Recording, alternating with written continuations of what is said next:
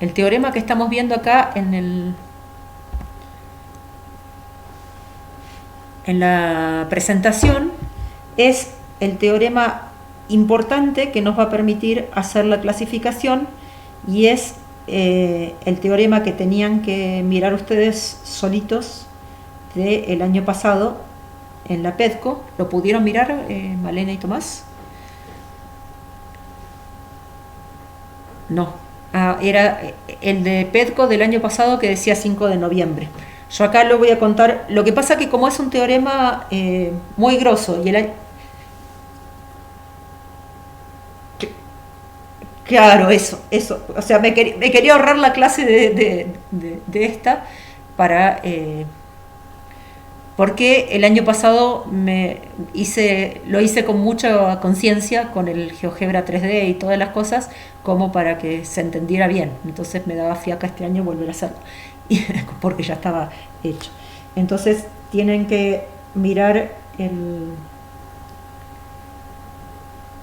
video del año pasado que dice G5 de noviembre, que está en PEDCO. ¿Sí? Pero a mí me interesa hoy contarles por ahí un poquitito de qué se trata esta cosa, y porque es el teorema que nos permite decir, ¿se acuerdan que en el plano habíamos hecho el cuadrito de si preserva orientación, no preserva orientación, con punto fijo y sin punto fijo? Entonces, en el espacio resulta que el cuadrito es el mismo, pero tenemos un poco más de transformaciones rígidas que las que teníamos en el plano. Entonces, lo que nos está diciendo este teorema es que este cuadrito de acá lo lleno con rotación. ¿Sí? Porque preserva orientación y tiene punto fijo, significa que el teorema este nos está diciendo que si una transformación preserva orientación y tiene punto fijo, se trata de una rotación. Entonces, no estamos demostrando el teorema, lo que estoy diciendo es que si, teniendo este teorema demostrado, este cuadrito este recuadro del cuadrito queda lleno con la rotación. Y vamos a ver prontamente que si no tenemos puntos fijos y preserva orientación, entonces las dos posibilidades son traslación y movimiento helicoidal. ¿Cómo distingo la traslación del movimiento helicoidal? Usando la cuestión del paralelismo, ¿sí? La traslación me manda siempre una recta en otra paralela.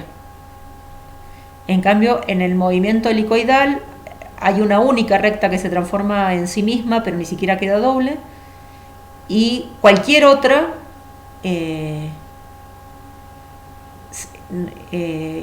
cambia, y las rectas que no son paralelas al eje se transforman en rectas secantes con ellas, ¿sí? Entonces, bueno, no sé si secantes, pero alaviadas, no paralelas, ¿sí? Se transforman en no paralelas. Entonces, ¿se les ocurre darse cuenta qué pasa con las que tiene punto fijo y no preservan orientación? De las que vimos,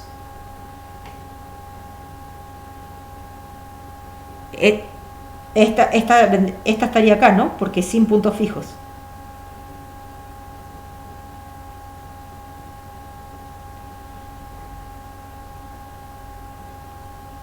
Bien, había dos que no preservaron orientación. Especular, perfecto. Esa deja muchos puntos fijos, todo un plano de puntos fijos. Y después está la central, que hay un único punto fijo. Que además nos está faltando una, ¿no? De la cual la central es caso particular, en realidad. La rotoreflexión. Capaz que quisiste decir eso, Malena, cuando dijiste reflexión. Porque la rotoreflexión deja un único punto fijo y la simetría central la podemos pensar como caso particular de rotoreflexión. ¿Sí? Entonces, fíjense que acá ya están, si pensamos a la central como caso particular de rotoreflexión, ¿sí? Y a la identidad acá, entre medio de... La identidad nos rompe la clasificación, porque siempre que hay una clasificación, ¿se acuerdan? Que una de las condiciones es que cada elemento tiene que estar en un único lugar, ¿sí? Pero la identidad es caso límite de rotaciones y es caso límite de traslaciones. Y el movimiento helicoidal es caso límite de traslaciones y de rotaciones también. De hecho, yo les había contado ya que el Puig-Adam habla cuando presaron la orientación, dice que cualquier cosa es un movimiento helicoidal, sin pensar, o sea, pensando al movimiento helicoidal que tiene traslación nula, las rotaciones, y al movimiento helicoidal que tiene la rotación nula como traslación. Entonces, acá hay un poquito de bollo con la identidad, porque me rompe la clasificación.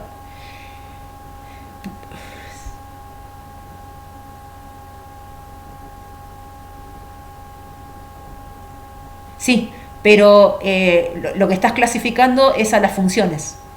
Entonces, la pregunta es, ¿a la identidad la pongo en el cajón de las rotaciones o la pongo en el cajón de las traslaciones? Y estás en un problema de clasificación porque la tenés que poner en un solo lado. Entonces, si quieren, la pondríamos en la rotación, pero en realidad, al ponerla en la rotación, dejamos a las traslaciones sin identidad y entonces no forman grupo. Así que es un problema. La identidad, igual, si se acuerdan un poco, ya están cursando álgebra 2, ¿no? Porque el teorema importante con respecto a las clasificaciones es el de la partición, y las particiones están íntimamente relacionadas con las relaciones de equivalencia, ¿no? O sea, cada relación de equivalencia tiene asociada una partición y cada partición tiene asociada una relación de equivalencia. Y eso es lo que termina determinando o sea, si a uno le dan la partición armada, se puede fabricar la relación de equivalencia. Y si a uno le dan la relación de equivalencia, se fabrica la partición. Entonces terminan siendo conceptos equivalentes. Acá, en la clasificación de las transformaciones rígidas que estamos tratando de hacer, no es que sea interesante, debe ser Marce. Sí. No es que sea... Hola, Marce.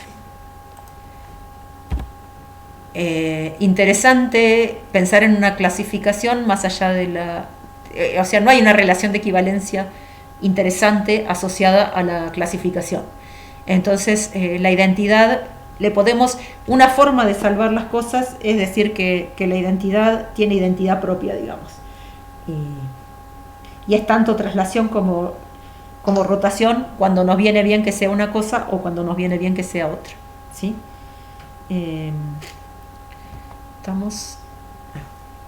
Está bien. Empezamos un poco más tarde, Marce, también, porque se conectaron y cuarto los chicos, así que... Y Aldana avisó que no podía... Está bien. Así que bueno, ahora habíamos llegado al teorema que empieza a permitir armar la clasificación, que es el que tenían que ver en en YouTube, en Pedco, y estuvimos charlando un poquito este cuadro donde vemos que están todas las transformaciones que fuimos viendo, porque tenemos la simetría especular, la simetría central acá, la simetría axial como caso particular de rotación, así que las rotaciones a partir de este teorema las ponemos en ese cuadrito, ¿sí? Y el siguiente teorema, una vez que tenemos demostrado esto, es que si una transformación rígida preserva orientación, se trata de una rotación, de una traslación o del movimiento helicoidal, ¿sí? Porque si tiene puntos fijos, el teorema anterior me dice que es rotación. Y si no tiene puntos fijos, en realidad acá en vez de una, yo pondría alguna. O sea, hay alguna recta, existe por lo menos una recta cuya imagen no es una paralela, ahí tenemos un movimiento helicoidal.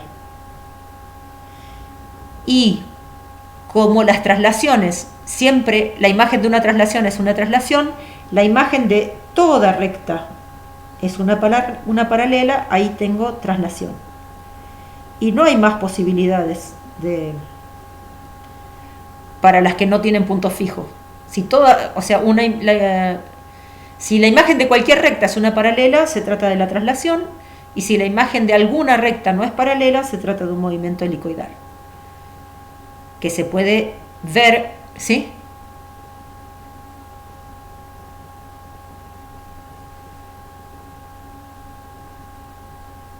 Uh-huh.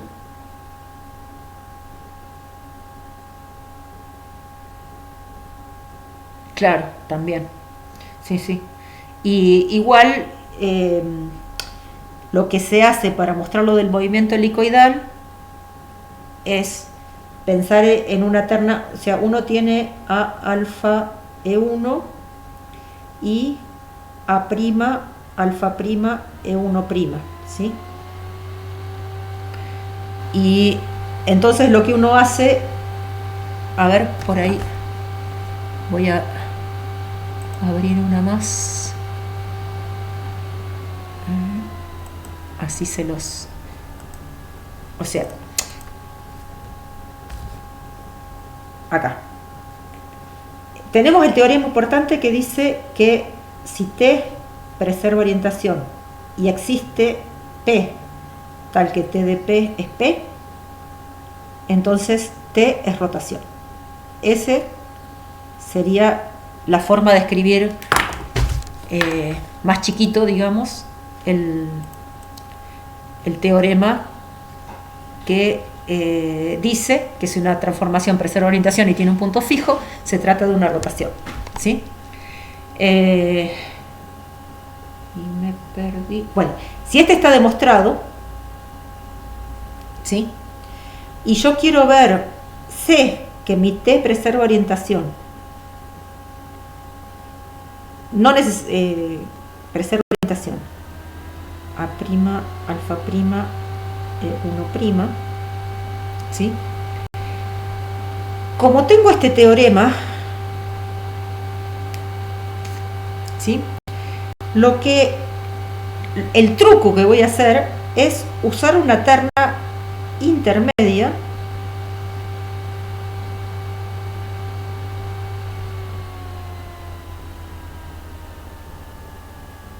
¿sí? Donde no sé si es, o sea, lo que sé es que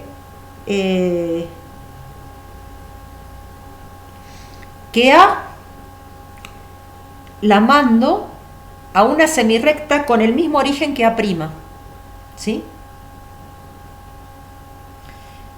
Y veo que me conviene más, pero fíjense que al hacer esto, si los orígenes de A y de A' son el mismo, y esto preserva orientación, yo acá uso el teorema y digo que esto es una rotación.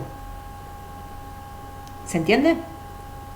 Entonces, la mayoría de los teoremas de clasificación pasan por buscarse un intermediario de manera que entre este y este se preserve orientación y quede un punto fijo, que es el origen de la semirrecta. Eso me permite usar el teorema de rotación y decir que esta parte es una rotación. Y esta parte la elijo convenientemente para ver de qué se trata, ¿sí? Entonces, veamos eso. Bueno, fíjense en la página 13.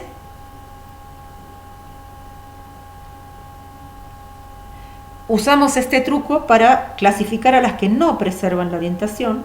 Bueno, todavía no clasificarlas, pero sí lo que voy a mirar es que si la transformación rígida no preserva la orientación, ¿sí? O sea, me manda a alfa E1 en, le voy a poner directamente nombres bien diferentes, ¿sí? Entonces, ¿qué puedo hacer? O sea, esta terna es A, alfa y E1. Y esta es beta. Ay, beta no, B. B, beta es este semiplano y E2, por ejemplo, que quedó acá.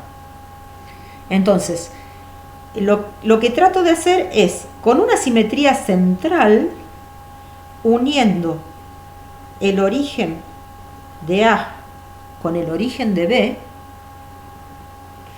y busco el punto medio O del segmento AB, ¿sí? Entonces, esta simetría central me va a mandar A, lo voy a poner A, me lo manda B, ¿sí? Y la semirrecta A me la transforma en una semirrecta con origen en B. Por acá va a haber una A', ¿sí? Y si el signo de este primer par era positivo, como apliqué simetría central, el signo de esto a lo que estoy llegando va a ser contrario al signo de donde partí. Y el signo de a donde quería llegar también era contrario a donde partí. Entonces, el intermedio con el final tienen el mismo signo. Por lo tanto, acá hay una rotación. Usando el teorema que dice que hay un punto fijo, que es el punto B, y que me está mandando cosas a otras, una terna, que es la imagen de estas cosas, a otra terna, que es la que me dieron en la hipótesis. Pero lo bueno es entonces que usando la intermedia me conseguí un punto fijo y me conseguí que la intermedia y la final tuvieran el mismo signo. De esa manera entonces puedo usar el teorema porque del intermedio al final se preserva orientación y esto de acá termina siendo una rotación. ¿Se entiende? Entonces, este teorema es bien importante ahora para clasificar a las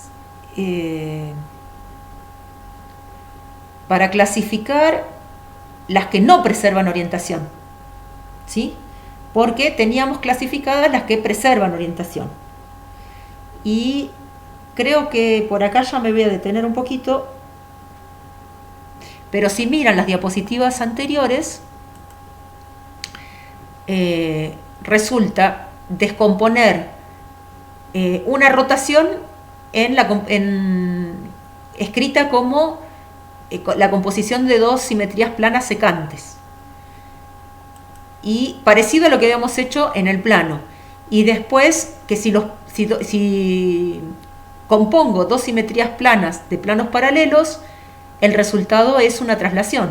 Y recíprocamente, cualquier traslación se puede escribir como la composición de dos planos. Y eso, por eso no quiero avanzar mucho más, nos va a terminar llevando primero a este teorema de que una transformación rígida que no preserva orientación se puede escribir como producto de tres simetrías planas, que eso viene a como consecuencia de este otro teorema, de que se puede escribir como una central seguida de una traslación, de una rotación.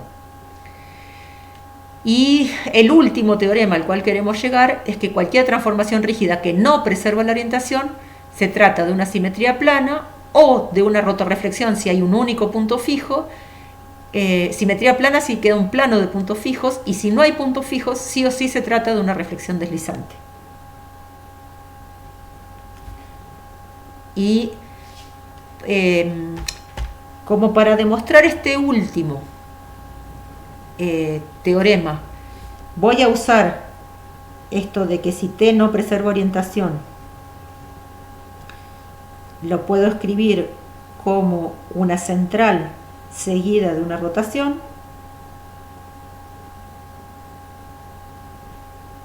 No se está viendo lo que... es que estoy escribiendo en la otra.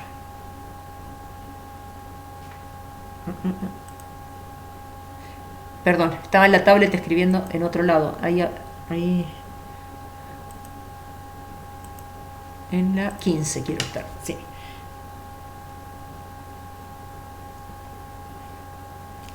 Acá, para demostrar como quiero mostrar que una central seguida de una rotación, ese es el teorema anterior, cualquier transformación rígida que no preserva orientación, la puedo escribir de esta manera, que no hice una demostración completa, pero la pueden ver en el libro. Sí hice un cuentito por ahí de cómo se podía trabajar con esto. Acá hay que entrar a ver cómo se pueden desarmar estas cosas para terminar viendo o desarmamos. Por ejemplo, si O pertenece a, estoy en el caso de la simetría plana, o de rotorreflexión, depende de si... No, estoy en el caso de rotorreflexión. Si O pertenece a, estoy en el caso de rotorreflexión, porque sería la idea de que perpendicular a O queda doble tanto para la central como para la axial, ¿sí? El caso en que O no pertenezca a me puede dar una simetría plana o una reflexión